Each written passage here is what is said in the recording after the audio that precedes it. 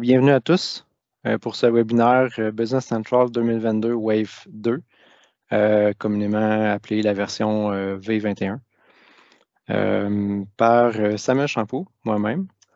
Je suis dans l'équipe succès client, donc au support. J'aide plusieurs d'entre vous avec vos questions et vos améliorations au système Business Central. Et je m'occupe aussi, entre autres, là, des mises à jour des différents environnements. Je vous présente aujourd'hui les les changements qui vont avoir lieu dans la nouvelle version qui s'en vient, qui est en fait disponible en ce moment. Je crois que les premiers à avoir passé à la nouvelle version l'ont fait hier et probablement que d'autres vont suivre dans les prochaines semaines. Dans cette nouvelle version-là, il n'y a pas tant de gros changements, je dirais, comparé à ce qu'on a eu peut-être au printemps où il y avait plusieurs gros changements. La plupart sont des petites choses. Certaines sont très intéressantes. Certaines sont assez spécialisées qui n'auront peut-être pas beaucoup d'impact pour plusieurs d'entre vous. Mais je vais quand même les présenter, puis si jamais ça ne vous dit rien, c'est pas plus grave que ça. Comme à l'habitude, je vais présenter en premier chacune des fonctions. J'ai environ 14 slides de fonctions que je vais présenter. Et puis, vers la fin, s'il nous reste du temps et si jamais il y a des gens qui sont intéressés, on peut aller faire un tour là, dans la version, essayer certaines fonctions là, si vous avez des questions, si vous voulez voir à quoi ça ressemble en vrai. Donc, n'hésitez pas à ce moment-là. Si pendant la présentation, si jamais vous avez des questions sur une fonction en particulier que je suis en train de présenter, n'hésitez pas à vous démuter et à poser votre question. Comme ça, les questions-réponses vont être plus en relation avec la présentation de chacune des fonctions en particulier. Sinon, si vous préférez attendre à la fin, ça fonctionne aussi. Là, si jamais, donc, il n'y a pas de problème pour ça. Donc, introduction, je l'ai déjà fait. Donc, allons-y avec la première, amélioration au rapprochement bancaire.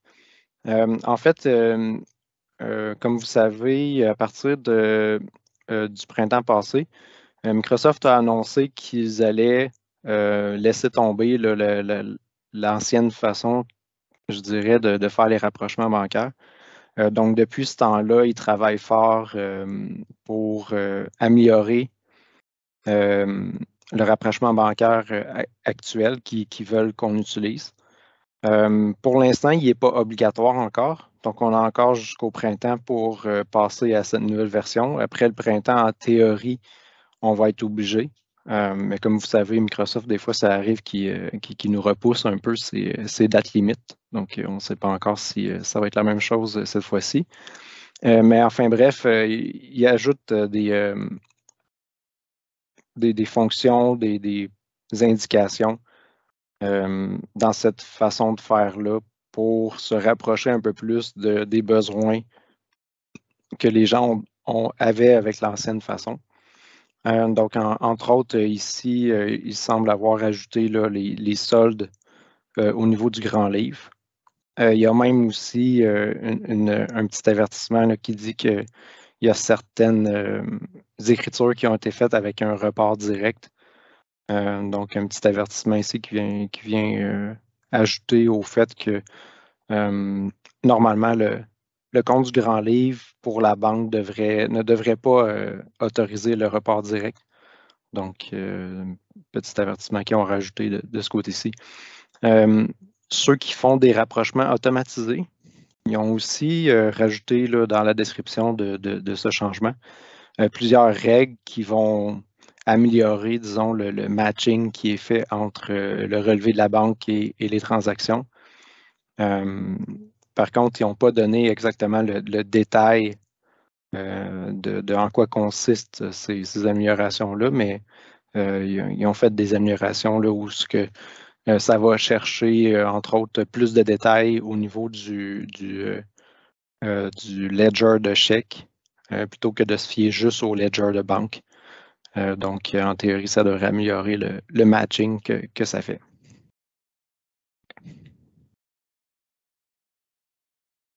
Le suivant, gros changement, ils ont renommé tableau d'analyse en rapport financier. Donc, le gros changement, c'est qu'on ne se rappelait jamais comment ça s'appelait. Puis pour ceux qui commencent à être un peu plus habitués à BC, commencer à connaître le terme, mais là, ils l'ont changé pour rapport financier. Fait qu'il va falloir réapprendre à connaître le terme. J'ai pas testé, mais j'ai comme l'impression que si on cherche tableau d'analyse, ça va le trouver quand même. En tout cas, j'espère. Mais enfin, bref, ils ont renommé la fonction pour que ce soit plus intuitif et plus facile à trouver pour les gens et que ça ait une meilleure connotation quand on arrive dedans et qu'on essaie de faire nos rapports financiers, entre autres. Ensuite, ajout de page pour voir toutes les lignes. Ça, c'est quand même assez intéressant. Dans le passé, pour ceux qui ont déjà travaillé dans NAV, on avait accès à des pages qui nous permettaient de voir les lignes des documents. Ça avait été enlevé, je ne me rappelle plus à quelle version. Et je ne me rappelle pas exactement pour quelle raison non plus, mais ils ont décidé de les ramener. Donc, fait intéressant pour ceux surtout qui veulent, entre autres, avoir des meilleures façons de lister les lignes de documents avec certains filtres pour voir les lignes au complet. Surtout aussi pour ceux qui font du Power BI ou qui veulent exporter dans Excel et faire des statistiques ou des trucs comme ça. Donc, d'avoir les lignes directement plutôt que d'aller passer par des entêtes, etc. C'est quand même intéressant. Donc, on a les lignes de facture d'achat, les lignes de réception, les factures de vente, l'expédition. Le avoir de vente, là, c'est une mauvaise traduction. Là. Puis, pour les documents ouverts, on a aussi les lignes d'achat et les lignes de vente. Donc, plein de pages. Comme vous voyez, les numéros de pages sont dans les 500. Là, fait que c'est des pages qui existaient déjà dans BC, mais qui étaient à la base cachées, là, qui ont ramené, qu'on peut chercher maintenant et retrouver. Donc, quand même intéressant. Ajout de tri dans les feuilles de réquisition et de planification.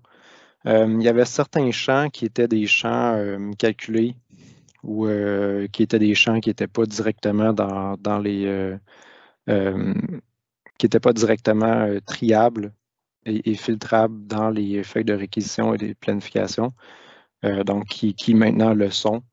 Donc, petite amélioration pour ceux qui utilisent ces feuilles-là. Puis, ouais, c'est pas mal ça, je dirais. Rendre l'entrée de variantes obligatoires, ça peut être, en fait, c'est utile juste si vous êtes une compagnie qui utilise des variantes pour les articles. Je pense que dans votre cas, il n'y a pas grand monde qui en utilise vraiment. Il y a peut-être Laurence, mais enfin bref, je pense qu'on avait déjà programmé quelque chose du genre de toute façon pour obliger les variantes quand ils étaient disponibles. Fait que je pense que ça ne sera même pas nécessaire d'avoir la configuration de Microsoft pour ça. Mais enfin bref, c'est disponible si on en a besoin. Ensuite,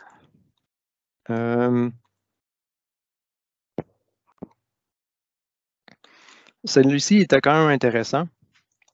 Donc, pour ceux qui font ce qu'on appelle communément des item charge, donc les frais annexes en bon français, qu'on met qu'on peut affecter à des factures, à des réceptions, à d'autres PO. Dans le passé, quand on affectait les frais, on était à chaque fois qu'on faisait un posting, ça s'appliquait directement. Donc, on n'avait pas vraiment le contrôle de combien des frais on voulait affecter à chaque fois où on faisait un report. Donc, ils ont ajouté une quantité à traiter, qui est en fait la quantité qui va être utilisée pour le prochain report, la prochaine affectation. Donc, ça, c'est quand même intéressant. Ça permet de pouvoir faire des affectations de frais à plusieurs étapes qui étaient un peu limitatifs là, dans le passé. Ajout d'informations de suivi dans les lignes de planification. Donc, ils ont rajouté les lignes de traçabilité ou le item tracking, communément, comme on dit en anglais, sur les lignes de planification dans les projets. Ce que ça permet de faire, en fait, c'est de pouvoir pré-assigner des numéros de série ou des numéros de lot sur ces lignes-là, ce qu'on ne pouvait pas faire avant. Donc, quand même intéressant pour ceux qui utilisent des projets et des numéros de lot ou des numéros de série.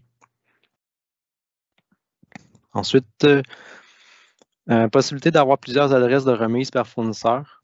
Donc, dans le passé, pour ceux qui impriment des chèques, l'adresse de remise du fournisseur, il y en avait juste une sur le fournisseur. Donc, maintenant, ils ont rajouté la possibilité d'avoir plusieurs adresses de remise. Donc, en utilisant un code de remise.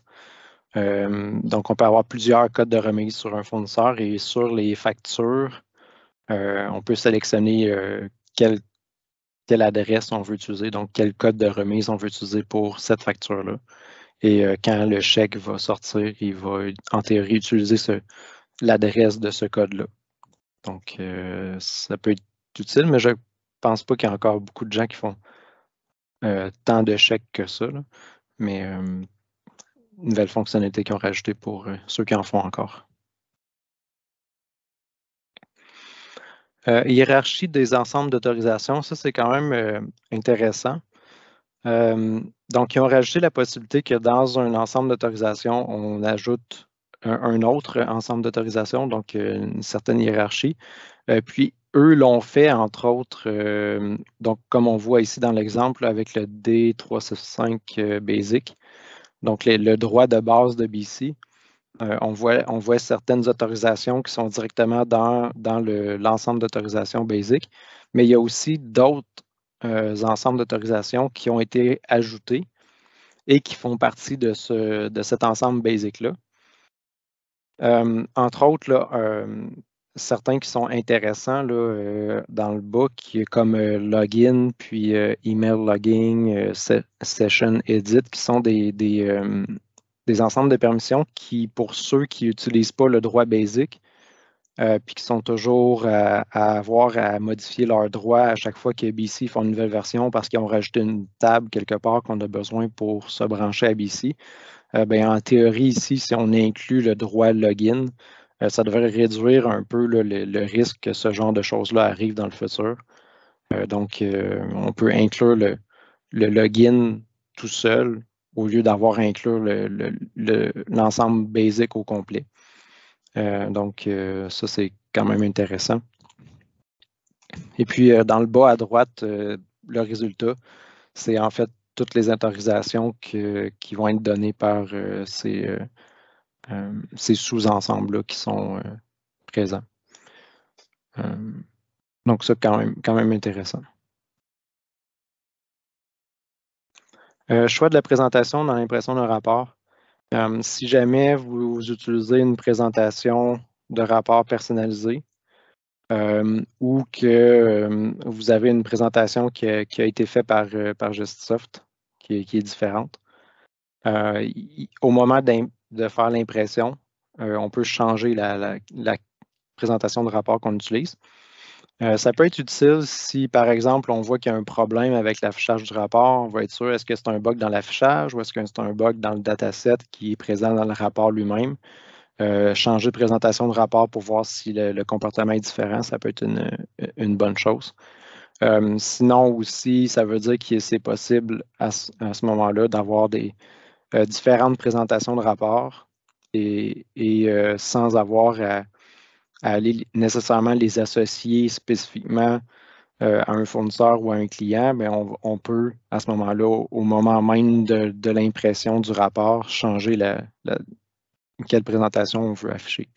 Donc, ça, c'est quand même intéressant. Des nouveaux API pour les rapports financiers.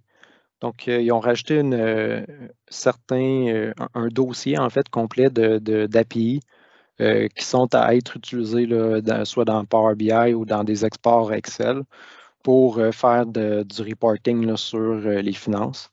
Donc, je ne sais pas si c'est assez gros pour que vous voyez, là, mais entre autres, là, ils ont des listes de dimensions, des customers, des ledger entries, les business units, les accounting periods, des general budget, les comptes de grands livres, puis ce genre de choses-là.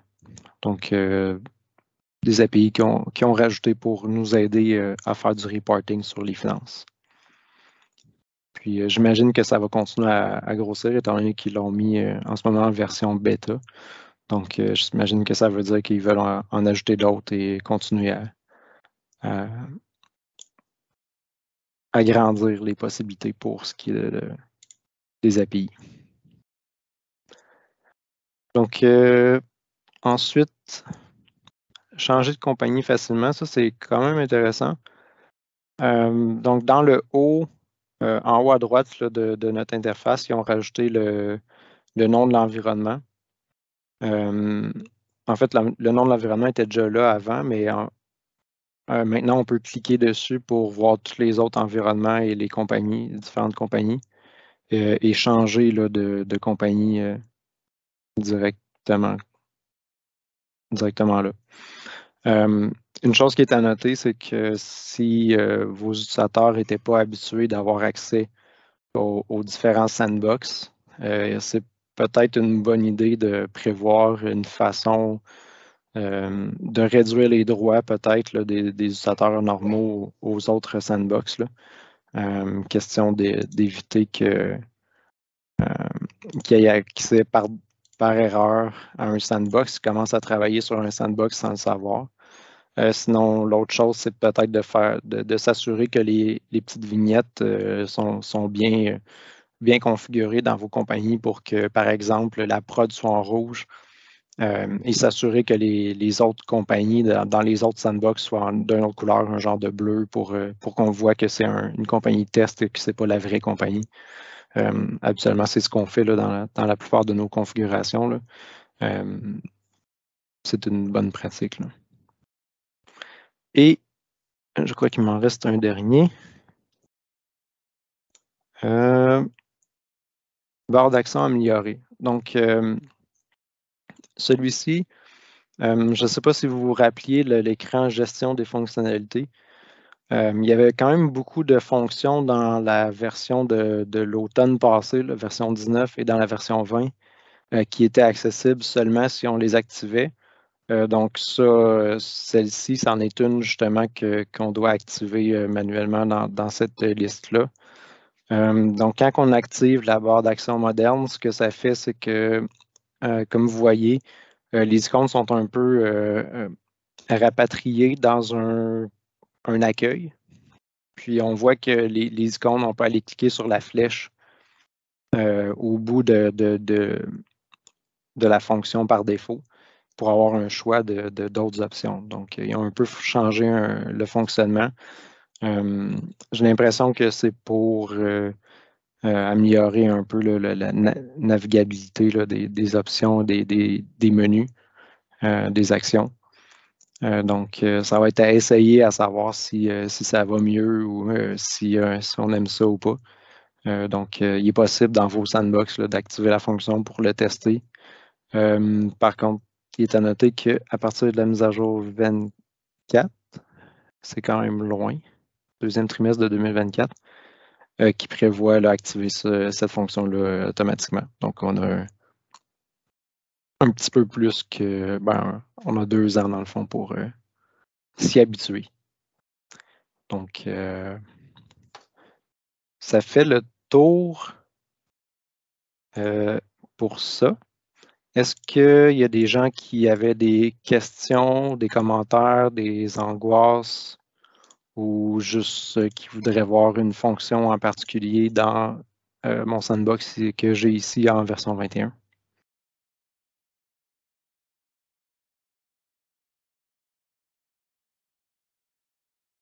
Pas de commentaires. Oui, Michel? Bonjour, là, ça concerne ce que tu disais que là, il rajoute des pages qui n'existaient pas avant. Mais là, tu as parlé de ça, que c'était utile pour faire du Power BI. C'est rien que je fais du Power BI présentement, puis j'ai pas vraiment tombé sur des cas où ce que je me disais, ah, il me manque quelque chose que je peux pas accéder. Fait que, y a-t-il quelque chose que j'ai pas compris dans ce que ces nouvelles pages-là rajoutent? Qu'est-ce que ça rajoute, là, finalement, qu'on a accès aux lignes directement? Ben, en fait, c'est qu'avant, ces pages-là, on ne pouvait pas les chercher. Donc, si tu ne les connaissais pas, c'était dur de dire je vais me rajouter un API sur une page si tu ne sais pas qu'elle existe, là. C'est plus dans ce sens-là, là. Donc maintenant, si on veut voir juste toutes les lignes d'achat, on y a accès, là. Mais c'est sûr que cette page-là existait déjà avant, c'est juste qu'on ne pouvait pas la chercher. Donc, pour pouvoir voir cette vue-là, il aurait fallu connaître le numéro de la page comme déjà là, par cœur d'avance, là. Mais Et c'est sûr que je viens de comprendre. pour certaines lignes, tu as déjà des API. Les API par défaut, souvent, avaient aussi des lignes dedans. Mais celle-ci, là, c'est vraiment comme tu as toutes les lignes d'achat, y compris que ce soit une commande, une facture, peu importe le type de document, tu as vraiment toutes les lignes de la table dedans, là. OK. Non, c'est ça, je viens de comprendre. C'est parce que je suis passé à l'envers en allant dans l'interface pour créer mon web access aux data. Puis des fois, on avait accès à des pages qui avaient l'air de ne pas exister, qui me donnaient exactement ce que j'avais besoin. Puis là, tu viens d'expliquer, les pages existaient, mais elles n'étaient juste pas visibles. Exact, qui n'était pas recherchable OK. ou trouvable dans l'interface. Alors que là, maintenant, c'est, du moins pour celle-ci, maintenant, ils sont disponibles, là. D'accord. Donc, j'ai pris le chemin long pour revenir à. Quand que j'ai terminé, bien sûr, le chemin facile nous apparaît. Ouais. Exact. Merci beaucoup. C'est bon. Sonia?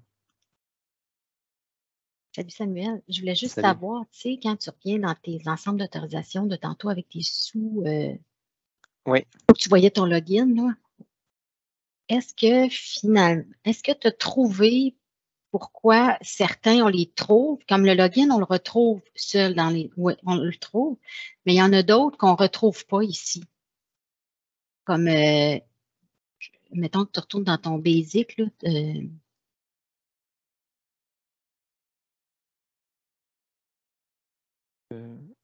des 365 basic, oui.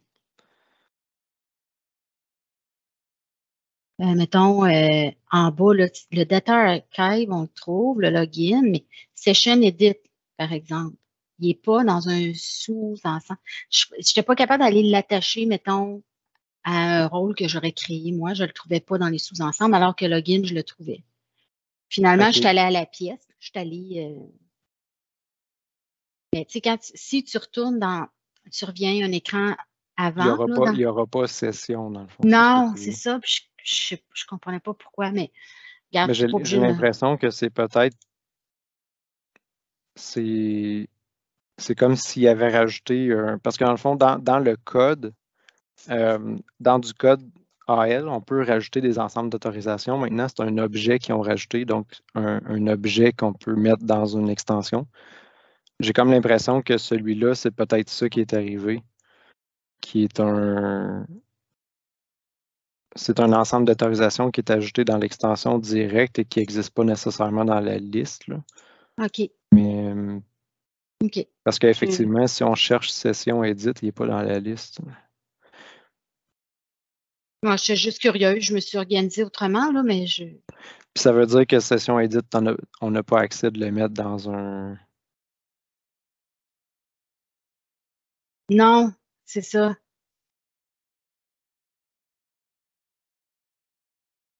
Je n'ai pas trouvé comment. OK, bon, parce que lui, il affiche juste ceux qui sont là. Mais remarque que ces quelques cas-là, c'est quand même c'est plus spécial limité. parce que je me serais attendu à ce que s'il était dans une extension.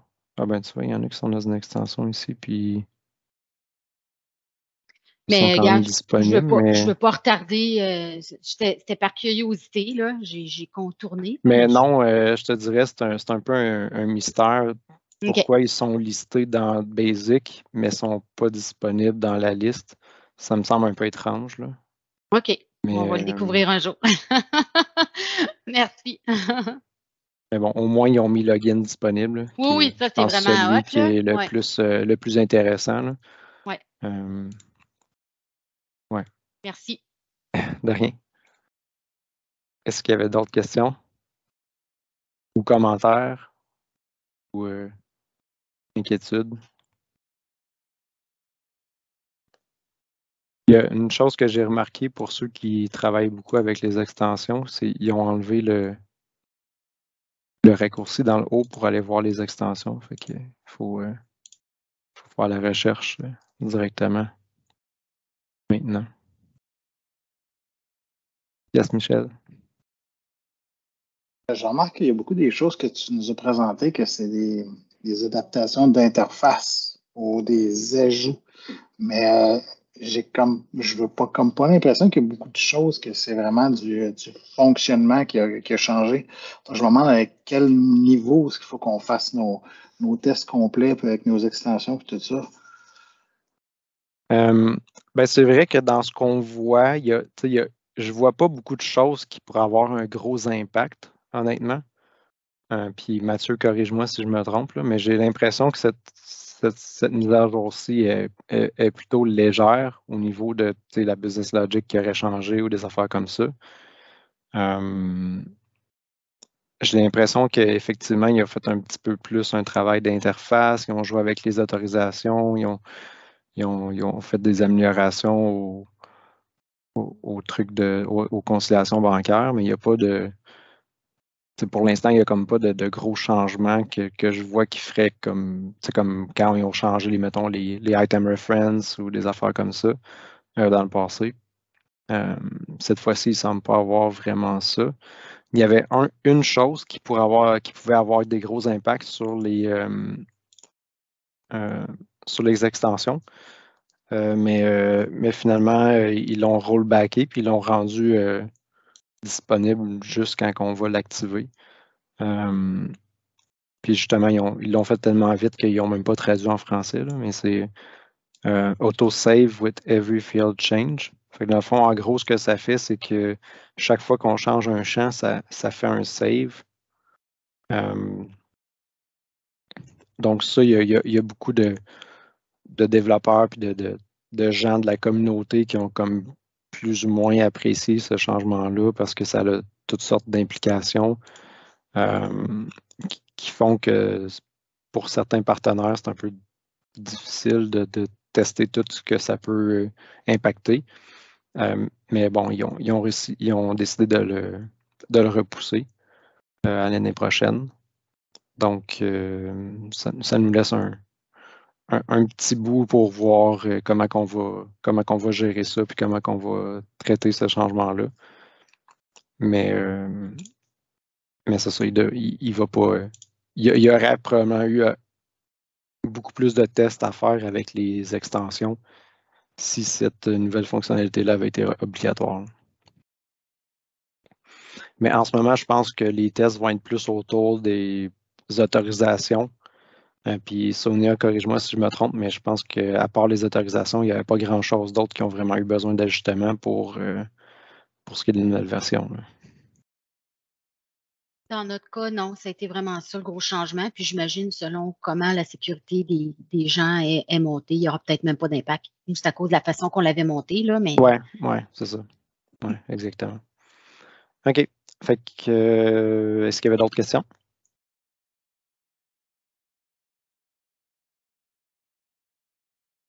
Ça va comme ça? Super. Fait que je vais vous souhaiter une bonne fin de journée. Puis si jamais vous avez des questions pendant vos tests ou pendant votre avec votre sandbox V21 pour tester la version, faites juste nous envoyer un message sur support@commercialgestaf.com, puis on va vous aider. Puis dès que vous êtes prêt à migrer, vous pouvez nous avertir, on va planifier ça. La date limite, il me semble que c'était le 9 décembre. Le 9, en fait, qui tombe un vendredi. Donc, si vous préférez le faire la fin de semaine, ça serait plus le 3 ou le 4. Donc, à prévoir là, à l'interne avec vos gens, c'est quand la meilleure moment pour le faire. Bonne journée à tous.